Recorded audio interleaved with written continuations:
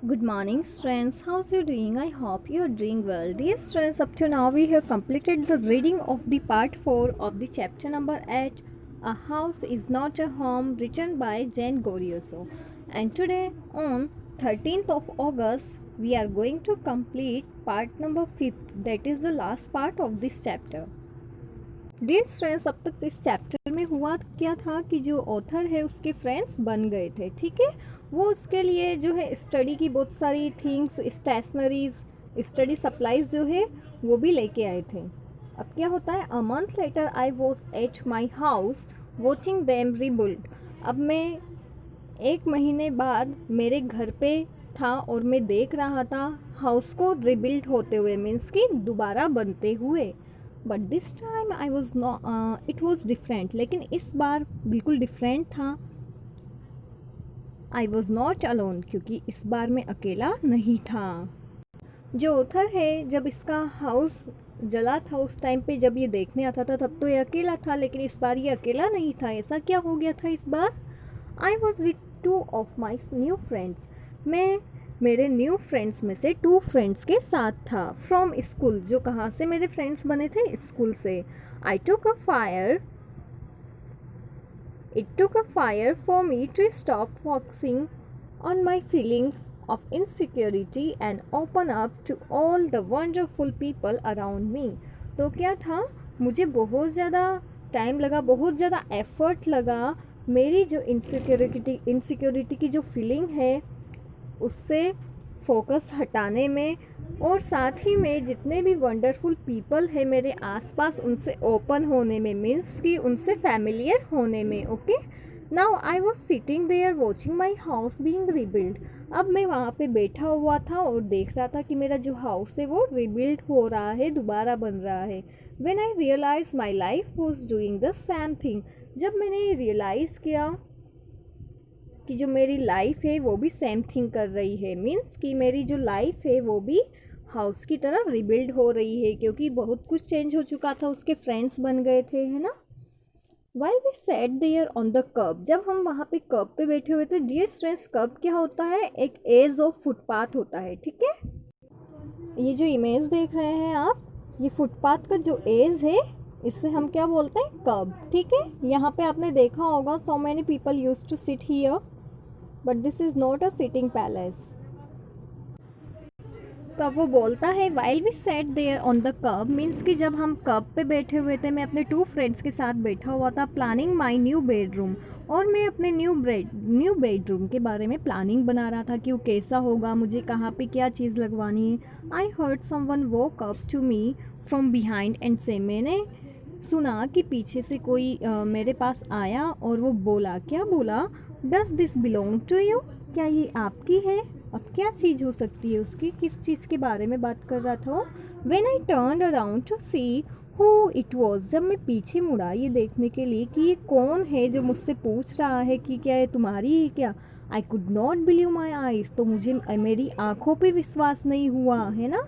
A woman was standing there holding my cat, एक woman वहाँ पे खड़ी हुई थी और उसने मेरी कैट को पकड़ा हुआ था और वो मुझसे पूछ रही थी कि क्या ये तुम्हारी है।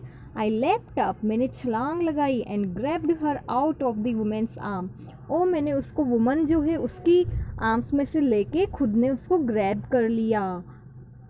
डियर स्टूडेंट्स, यहाँ पे जो ग्रैब है, ग्रैब मीन्स होता है झपट के किसी चीज़ को हक कर लेना। ओके, आप यहाँ पे देख सकते हैं ऑथर ने किस टाइप से अपनी कैट को ग्रैब किया। ओके,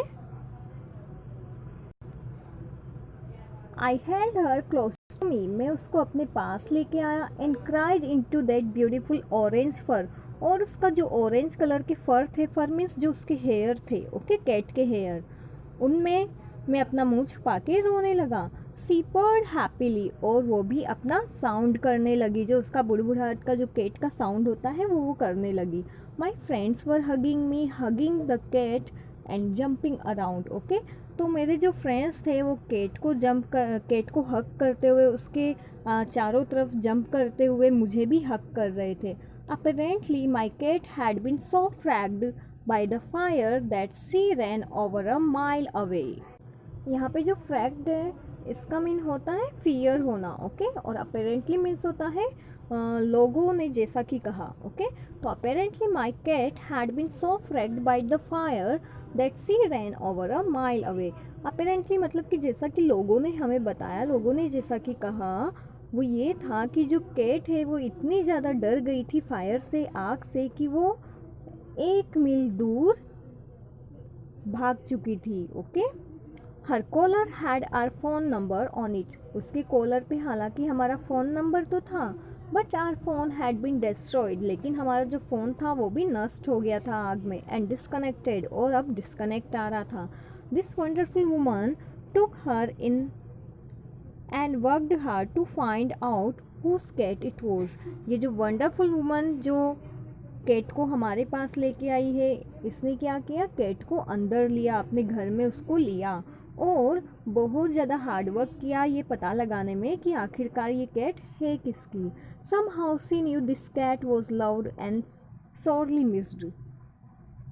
हाँ, हो सकता है कि वो जानती हो कि जो कैट है इसको बहुत ज़्यादा लव किया जाता था, और ये सीरियसली किसी से मिस हो गई है ना, किसी ने इसको छोड़ा नहीं है, ये गलती से मिस हो गई है। ऐसा हो सकता है उस वुमन को लगता हो, इसीलिए उसने सर्च किया हो कि आखिरकार ये है किसकी। As I sat there with my friends and my cat curled up in my lap. जब मैं वहाँ पे अपने फ्रेंड्स के साथ बैठा हुआ था, तो जो मेरी कैट है वो मेरी लैप मीन्स होता है गोद, मेरी गोद में वो क्या कर रही थी, कर्ल अप कर रही थी। डियर स्ट्रेस, यहाँ पे जो कर्ल अप है इसका मीनिंग होता है सिकुड़ के बैठना। All the overwhelming feeling of loss and tragedy seemed to diminish. अब जब मैंने ये देखा कि वो मेरी गोद में कर्ल अप होके बैठी, सिकुड़ के बैठी है, तो जितनी भी बहुत ज़्यादा फीलिंग थी लॉस और ट्रेजेडी की, जो मुझे फील हो रही थी कि मेरा बहुत ज़्यादा लॉस हो गया, बहुत ज़्यादा ट्रेजेडी हो गई मेरे साथ, वो फीलिंग डिमिनिश हो गई, मीन्स कि फिनिश हो गई जब उसको कैट मिल गई। I felt gratitude for my life. मैं अपनी लाइफ के लिए काफ़ी ज़्यादा शुक्रिया अदा फील कर रहा था। माई new friends, the kindness of a stranger and the loud पर ऑफ माई बिलव्ड कैट। और भी चीज़ें थी जिनके लिए वो शुक्रियादा फील कर रहा था। क्या था, पर ऑफ माई बिलव्ड कैट, उसकी कैट का जो साउंड था, kindness of a stranger, stranger woman की जो काइंडनेस थी जिसने कैट को अंदर लिया और फिर वापस ऑथर को रिटर्न किया, और उसके जितने भी न्यू फ्रेंड्स थे उन सबको वो उन सब के लिए वो शुक्रियादा फील कर रहा था। My cat was back and so was I. मेरी कैट वापस आ चुकी थी और अब मैं भी वापस आ चुका था, मीन्स कि अब मैं सैड नहीं था, मैं भी अब पहले जैसी सिचुएशन में वापस आ गया था, अब मैं हैप्पी था पहले की तरह। So dear friends, here we have completed this chapter. Tomorrow you will be given question answers to do in notebook. That's it for today. See you in my next lecture.